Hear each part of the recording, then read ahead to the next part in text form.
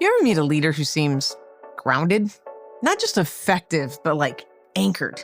Like an oak tree in a storm. They bend, but they don't break. They don't panic. They're not chasing every fire drill or micromanaging their team like emotional whack-a-mole. They respond with clarity, choose wisely, and know that reacting to every twitch of discomfort is a part-time job with no benefits. You walk out of a meeting with them thinking, whoa, that felt different. And here's the secret. It's not charisma, it's not genius, it's not a productivity hack they found in a Tim Ferriss rabbit hole, though I admit I've gone down those rabbit holes and come back with a few awesome habits. It's roots. Grounded roots. Most people obsess over the leaves, the title, the inbox, the shiny accomplishments, but sustainable leadership starts underground. What keeps the tall tree from tipping? Roots. Deep, strong, often unseen. In my coaching work with taking leaders from burned out to fired up, I've mapped 5 essential roots, which I call the full circle leadership practice. And listen, these aren't ideas I cooked up after my 3rd oat milk latte. Although some of those ideas are pretty good, these are science-backed, kitchen-tested, sometimes painfully hard-won practices. Here's the roadmap. Get clear, get real, get it out, get vital, and get better. Each one sets up the next. So let's dig in.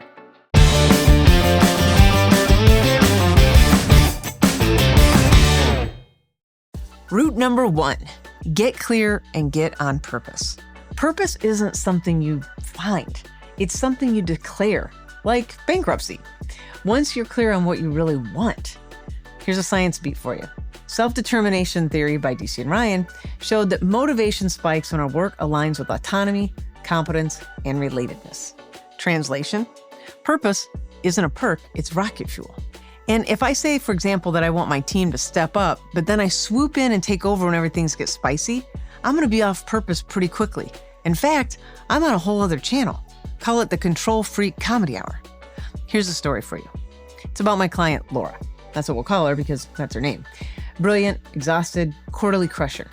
Every quarter, she hit her numbers. Every quarter, she felt more hollow. And when we did the 50 wants list, she froze. 10 years without asking herself, what do I actually want? Her life had become a treadmill. Lots of steps, 0 scenery. When I did my own 50 wants list, the first 3 items on it initially were more coffee, more naps, and for my French bulldog to finally not huff at me when I called her to come outside for her walk. I'm still waiting for that one, by the way. Here's your first mini practice. Tonight, ask yourself, what do I actually want to experience more of this year or this month or even this week? And write down 3 things. Don't overthink it. If naps shows up first on the list, congratulations, you're human. But once you're clear on what you want and why you're here, the next question is, who's showing up to live it? And that is where we go into practice number 2, get real, through self-awareness.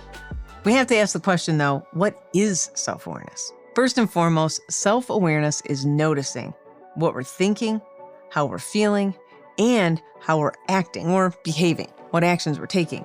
And then of course, the impact that we're having on ourselves and on those around us. In research by Tasha Eurich, she identified that 95% of people think they're self-aware, but only 10 to 15% actually are. Which explains why I'm fine often means I'm a tornado in a blazer. Let's talk about Jake for a second. Jake was a client of mine who led a big sales org. His numbers were okay, but life as he described it felt like a well-decorated cage. He loved mentoring, but when stress hit, he micromanaged. Feedback from his team confirmed it too. When he finally got real, seeing that his true value was coaching, not commandeering, his results and his relationships shifted dramatically. I once asked for feedback from my team, not just once, more than once, multiple times. But the first time, thinking that they'd say, "You're so inspiring." Instead, they said, "You talk too fast, you fiddle with your pen like it owes you money," which honestly was kind of accurate. Also, stop checking your phone when we're meeting. Yikes. But here's the deal. All of that was super helpful, and even better, it was easy enough to change too. So here's your next mini practice.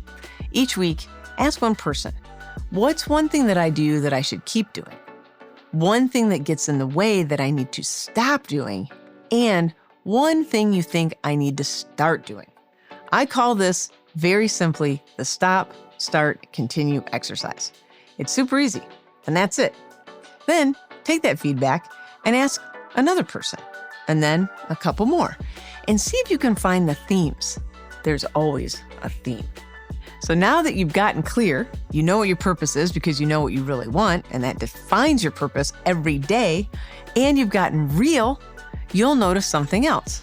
You're saying yes to way too much. Which brings us to root number 3. Get it out. Also known as boundaries. We love the idea of boundaries. And then we answer email at 11:52 like our Wi-Fi is going to revoke our title. Here's what's true. Every choice, every meeting burns energy. Everything that you take action on is using your energy. And the more of it that you spend on the wrong things, the less you've got for the things that really matter. Researchers like Roy Baumeister originally called this decision fatigue. The idea was that the more decisions we make through the day, the worse our judgment gets. That's been a little rebuffed, as well as his idea of ego depletion and that label, which have been debated. But the lived experience can be real. And I think the whole point is this. Once we've actually gone through the day, if we're not taking care of ourselves, and especially if we're spending a lot of time doing things we shouldn't be doing, we deplete our energy even faster. Ever try to pick out what to wear after a long day and end up staring at your closet like it's a calculus problem? Exactly. When the tank's empty, we're more likely to eat donuts, yell at coworkers, or buy something ridiculous on Amazon. Ask me about my emergency Band-Aid collection. I call it a collection because I have so many of them that within the next 10 years, they'll be antiques. And if I ever need that many Band-Aids, I should just give up. One exec I worked with, we'll call him Chad, had 25 hours of meetings in a 40-hour week. When I asked which ones needed his brain, he looked at me like I had lobsters crawling out of my ears. His answer? 2. Another exec told me, I just power through. That ended with him on a hospital bed with chest pain that turned out to be stress. This is a very true story. Boundaries aren't soft. They're how we actually thrive. And don't get me wrong, I've done this too. I once stayed up until 1 a.m. just cleaning up email. You know who saw those emails? Nobody. Everyone was asleep, except for me. I was wide awake, stressed, and fantasizing about a lobster as the next CFO. And that's the point. If you keep doing things you shouldn't be doing, your energy gets zapped, and so does your ability to think clearly or even care. Boundaries aren't selfish.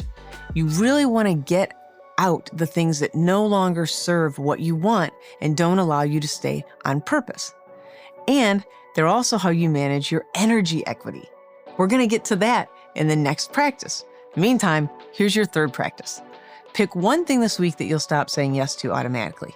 Maybe it's the standing meeting you secretly despise. Maybe it's late night emails. Cross it off your list. Watch what happens. And if that seems like a step too far, just practice pausing before you respond to a request and then see what happens. Once you get out of your way and get off of your plate the things that you aren't meant to be doing, that you can give to somebody else, which we're going to get to next, or that just allow you to stay on purpose, you're going to find out that it's much easier to regulate your state. And that brings us to the next root, which isn't about time at all. It's about energy. This is root number 4. Get vital with emotional regulation. Effective leadership requires emotional management as much as it requires management. You're juggling your reactions, your team's moods, market chaos, and your own what-if spiral, all before your second cup of coffee. When stress spikes, your prefrontal cortex, responsible for decision-making, also empathy, literally goes dim, sort of known as going offline. Polyvagal theory then explains why breath and movement can help us reset the system. You're not just calming down, you're rebooting your brain.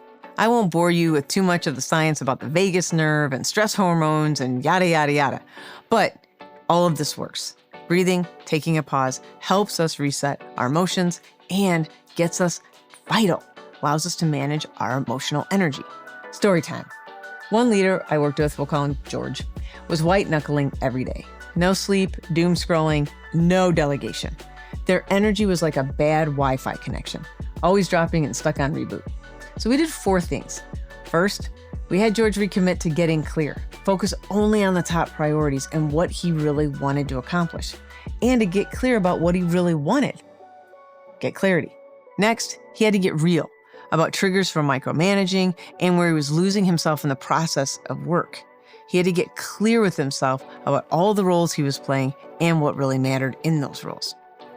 Third, He had to get out and get it out. He had to get things off of his plate that he wasn't meant to be doing. Getting it out is all about getting the stuff out of your way that doesn't fit what you really want. And once he was clear about what he really wanted, what his purpose was, and how he was going to fulfill that, then it became really easy for him to realize what needed to be dumped and what needed to be delegated. That brings us right to where we're at right now, which is working with getting vital. We added breath work and a 15-minute post-lunch walk, and he had to really develop his skill of delegation. I once gave a keynote on 3 hours sleep. It was basically a TED Talk, if TED stood for Totally Exhausted Daphne. Also, I stepped onto the stage and my fly was unzipped. Now, if you think that didn't have something to do with my energy, think again, because clearly I had enough time to zip up my pants. It wasn't about having more time. It was about my ability to be vital, to be paying attention, to be dialed in. And if you're wondering how I handled it, well, I zipped up. Here's a practical tip for you. Sleep deprivation mimics intoxication. If you wouldn't lead a meeting after 3 martinis, at least I hope you wouldn't, maybe don't lead it after 3 hours of sleep. Or just think about the next time you're asking for input from the person you're working with who has so candidly bragged about how little sleep they've gotten and how they've been burning the midnight oil. They're basically intoxicated. Here's your mini practice for you. This is number 4. Tonight, try this. No phone for 30 minutes before bed. Put it in another room or in a drawer, or if you're like one client of mine, lock it up in a lockbox. Your future brain and your dreams will thank you. Once your system's steady, you're free to grow, which leads us to the 5th root. Get better through curiosity. Curiosity is what separates leaders who evolve from leaders who fossilize. Carol Dweck's work on growth mindset shows that seeing challenges as learnable expands capacity. And neuroscience confirms this. Curiosity lights up the brain's reward system. In other words, learning literally feels good. I worked with a very seasoned exec, 30 years. And he said, I'm either retiring or reinventing. And we picked reinvent. He asked more questions than he answered, took a class, read a book a month, and started what he called reverse mentoring, meaning he was learning from people with much less experience and younger than him in an entirely new field of technology. 3 months in, he said, and I quote, I'm having fun again. I feel like a beginner. Now, I once tried to look curious in a meeting by nodding thoughtfully. Turns out I just looked like I had a neck spasm. Curiosity isn't about the face. It's about the questions. It's about the willingness to learn and let go of needing to be right about everything. Here's your mini practice. This week, pick one situation and swap advice giving for a genuine question. Instead of, here's what you should do, try, what do you think would work? Notice what shifts and notice how it feels to tap into your own curiosity and get better. Also, remember that stop, start, continue exercise I mentioned earlier in the video? That's a killer way to start learning. I've also identified 9 skills that leaders need to have on board to be effective in their roles, and I'm going to put a link to that video down below. Those are great ways to start getting better. The point here is don't polish the leaves. Nourish the roots. Get clear. Get real. Get it out. Get vital. And get better.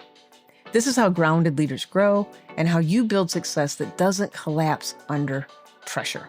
Strong roots, steady leadership.